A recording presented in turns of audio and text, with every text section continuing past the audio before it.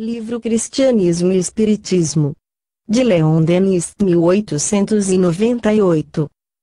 Há cerca de um século, consideráveis trabalhos empreendidos nos diversos países cristãos, por homens de elevada posição nas igrejas e nas universidades, permitiram reconstituir as verdadeiras origens e as fases sucessivas da tradição evangélica. Foi, sobretudo, nos centros de religião protestante que se elaboraram esses trabalhos, notabilíssimos por sua erudição e seu caráter minucioso, e que tão vivas claridades projetaram sobre os primeiros tempos do cristianismo, sobre o fundo, a forma, o alcance social das doutrinas do Evangelho. São os resultados desses trabalhos o que exporemos resumidamente aqui, sob uma forma que esforçaremos por tornar mais simples que a dos exegetas protestantes. O Cristo nada escreveu. Suas palavras, disseminadas ao longo dos caminhos, foram transmitidas de boca em boca e, posteriormente, transcritas em diferentes épocas, muito tempo depois da sua morte. Uma tradição religiosa popular formou-se pouco a pouco, tradição que sofreu constante evolução até o século IV. Durante esse período de 300 anos, a tradição cristã jamais permaneceu estacionária, nem a si mesma semelhante. Afastando-se do seu ponto de partida, através dos tempos e lugares, ela se enriqueceu e diversificou. Efetuou-se poderoso trabalho de imaginação, e, acompanhando as formas que revestiram as diversas narrativas evangélicas, segundo a sua origem, hebraica ou grega, foi possível determinar com segurança a ordem em que essa tradição se desenvolveu e fixar a data e o valor dos documentos que a representam. Durante perto de meio século depois da morte de Jesus, a tradição cristã, oral e viva, é qual água corrente em que qualquer se pode saciar. Sua propaganda se fez por meio da prédica, pelo ensino dos apóstolos, homens simples, iletrados, mas iluminados pelo pensamento do Mestre. Início da nota do redator, excetuado Paulo, versado nas letras. Fim da nota do redator. Não é senão do ano 60 a 80 que aparecem as primeiras narrações escritas, a de Marcos a princípio, que é a mais antiga, depois as primeiras narrativas atribuídas a Mateus e Lucas, todas, escritos fragmentários e que se vão acrescentar de sucessivas adições, como todas as obras populares. 2. Início da nota do redator. 2. Sabatier, diretor da seção dos estudos superiores, na Sorbona, Os Evangelhos Canônicos, página 5. A Igreja sentiu a dificuldade em encontrar novamente os verdadeiros autores dos Evangelhos. Daí a fórmula por ela adotada, Vanfélio II. Fim da nota do redator. Foi somente no fim do século I, de 80 a 98, que surgiu o Evangelho de Lucas, assim como o de Mateus, o primitivo, atualmente perdido. Finalmente, de 98 a 110, apareceu, em Éfeso, o Evangelho de João. Ao lado desses evangelhos, únicos depois reconhecidos pela Igreja, grande número de outros vinha à luz. Desses, são conhecidos atualmente uns 20, mas, no século III, Orígenes o citava em maior número. Lucas faz alusão a isso no primeiro versículo da obra que traz o seu nome. Por que razão foram esses numerosos documentos declarados apócrifos e rejeitados?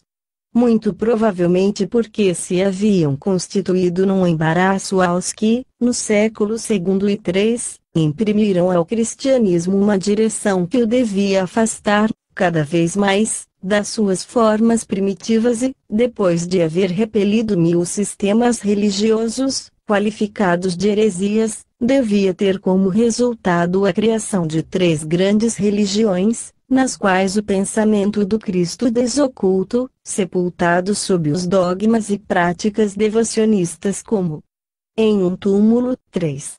Início da nota do redator. 3. Ver notas complementares números 2, 3 e 4, no fim do volume.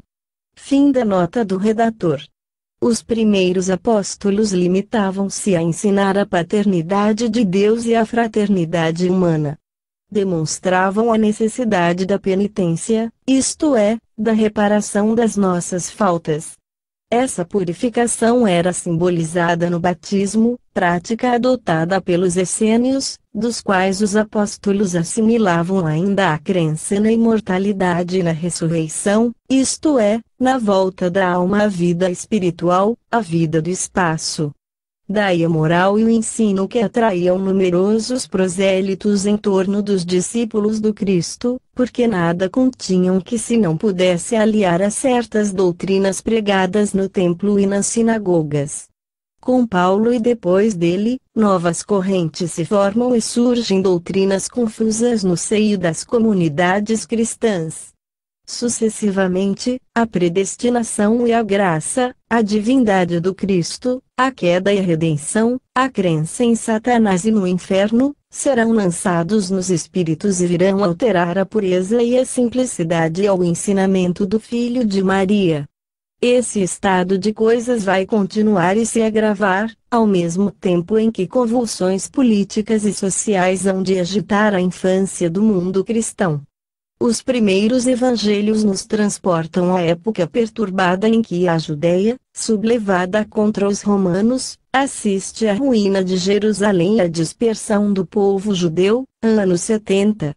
Foi no meio do sangue e das lágrimas que eles foram escritos, e as esperanças que traduzem parecem irromper de um abismo de dores, enquanto nas almas contristadas desperta o ideal novo, a aspiração de um mundo melhor, denominado Reino dos Céus, em que serão reparadas todas as injustiças do presente.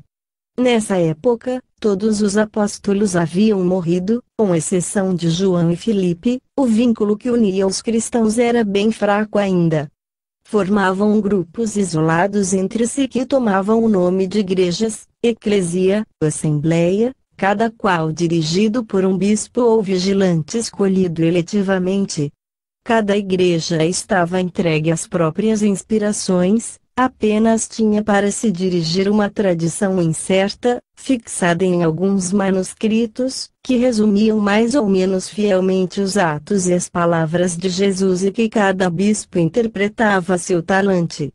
Acrescentemos a estas tão grandes dificuldades as que provinham da fragilidade dos pergaminhos, numa época em que a imprensa era desconhecida, a falta de inteligência de certos copistas, todos os males que podem fazer nascer a ausência de direção e de crítica, e facilmente compreenderemos que a unidade de crença e de doutrina não tenha podido manter-se em tempos assim tormentosos.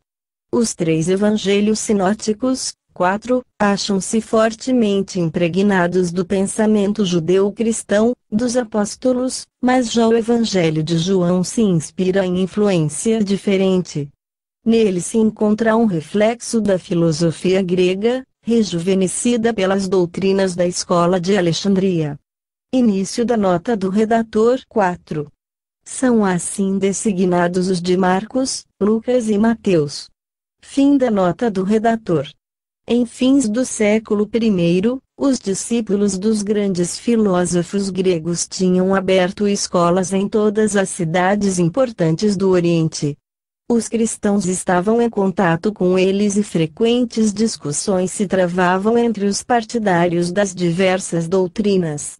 Os cristãos, arrebanhados nas classes inferiores da população, pouco letrados em sua maior parte, estavam mal preparados para essas lutas do pensamento. Por outro lado, os teoristas gregos sentiram-se impressionados pela grandeza e elevação moral do cristianismo. Daí uma aproximação, uma penetração das doutrinas, que se produziu em certos pontos. O cristianismo nascente sofria pouco a pouco as influências gregas, que o levava a fazer do Cristo o Verbo, o Logos de Platão.